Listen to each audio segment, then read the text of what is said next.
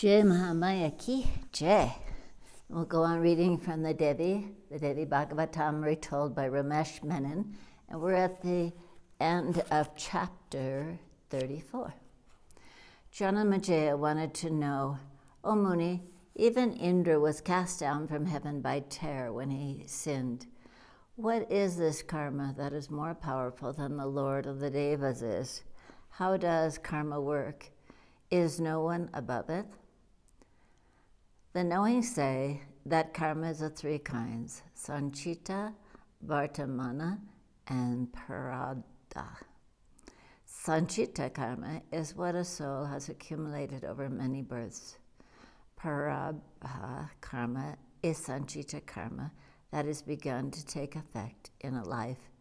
And vartamana karma is present karma and has nothing to do with the past or with any other lives. Every life is a combination of these three kinds of karma, and even the gods, why some say even Brahma, Vishnu, and Shiva can hardly unravel karma, but are always subject to it. O king, the fruits of any karma once done must be endured, whether pleasant or painful. Not in 100 million kalpas is the slightest karma lost. In each life, when a soul incarnates in a new body, it takes up a certain amount of sanchita karma from past lives to exhaust in the present one. Be it a man, a devas, a gandharva, an apsara, or any living creature, an animal or bird, they shall all pay eventually for what they have done in other lives. It is sanchita karma and nothing else that determines who one is born as and where. Why, even Dharma's son Nara and Narayana were born into this world more than once to reap the fruits of sanchita karma. All embodied souls derive their bodies from gods and from demons too, depending on where their karma is. If you study any great man carefully, you can begin to tell which deva amsas he is born of. Many kings have Indra's amsa. Men of great energy are often amsas of Agni. Men of wrath are born of Yama, and those of uncanny strength are amsa of Vishnu himself. The pain and joy a jiva will experience in any lifetime is already encoded in his body and in the earth and the stars at the time of his birth. Fate is an intricate, inscrutable, and profound thing, O Jhana Magia. Not the gods have eyes that can penetrate fate. Not the Trimurti are impervious to karma. Why Dharma's son Nara performed tapasya on Bhadra karma. Yet, when Nara was born as Arjuna, he reaped none of the fruits of sanchita karma, of that awesome penance. Instead, like any common man, he suffered exile and humiliation. Why he was forced to wander across the Bharatvarsha alone for 12 years, while his brothers and Panchali lived in the majesty and comfort of Indraprastha. He had to suffer by himself in the wilderness, for his was a greater destiny than any of the others. It is karma, O king, which takes each man down his separate path in life. Every man is alone, for the way he walks is just his alone, and each man wonders at some time why he is different from the rest of his fellows.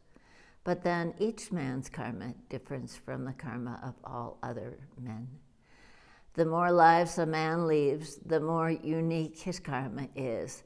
Those the world calls great men are merely souls who have lived more lives than others and have learned through their long experience that the way of Dharma is the only path to liberation. King Jhana Magia asks, what is Yuga Dharma, O Muni? Vedavyasa said, the people born in each yuga differ from those of others. Every man born into the world is subject to the nature of the age he is born into. Perfectly devout men are born in the Krita Yuga. Men fond of both wealth and religion into the Treta Yuga. Those fond of wealth, worship, and sensual pleasure into the Dwapara Yuga. And men born in the Kali Yuga are hardly devout or spiritual at all, but only sensual and believe exclusively in wealth and pleasure. The king said, "Where are the free spirits of the Krita, the Munis of the Treta and Dwapara? All around me, I see the world falling into darkness, and the men of our times have grown bestial in their natures." Vedavyasa said, "The world is peopled by ignorant men, men of darkness in the Kali Yuga. Yet the pure spirits of the men of the other ages still dwell in Devaloka and the realms of the rishis of heaven. When the sinister Kali Yuga ends, those souls will be born again into the world, and then the spirits of evil born into the Kali Yuga will remain in some Naraka until another Kali dawns upon the world. This is the age of evil, when the Dharma will all but vanish from the world, and good souls will hardly be born at all. Yet any man who does some good in the evil age will not be born into it again, but will find birth for himself in the next Dwapara Yuga, just as good men of the Dwapara Yuga will be born into the Treta Yuga, and so on. At times, for complex purposes of destiny, good souls are born into the Kali Yuga, and evil ones incarnate even in the pristine Krita Yuga. Sinners of the purer ages are born into the dark, tormented times of the earth.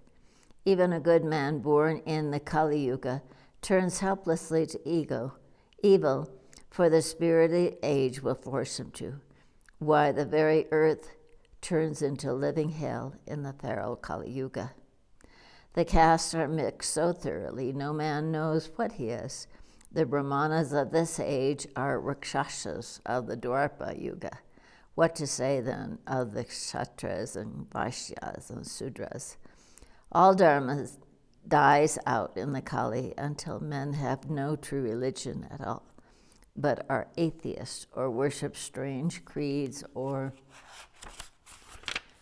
cults that have no basis in the Sanatana Dharma, the eternal truth.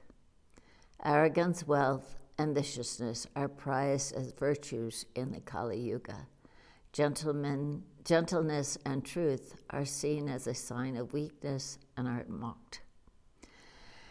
King Jhana Magia asked in some alarm, "Then how do men find mukti in this feral time? How do they find peace of mind?"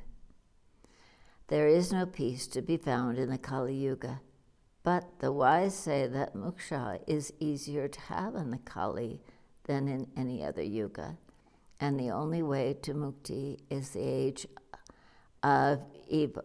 In this age of evil is through bhakti.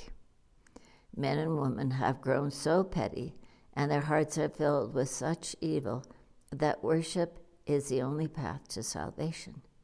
Indeed, no one in the Kali Yuga can find mukti for himself, but only by God's intervention. It is told that the gods are easily pleased in the sinister yuga, in which even the smallest lamp of devotion shines so brightly in the night of the spirit that is engulfed with darkness in this world. So said Vedavyasa to King Jhana Magia. Jai Mahamaya ki jai, Vishveshwari Mata ki jai, Ule Baba ki jai.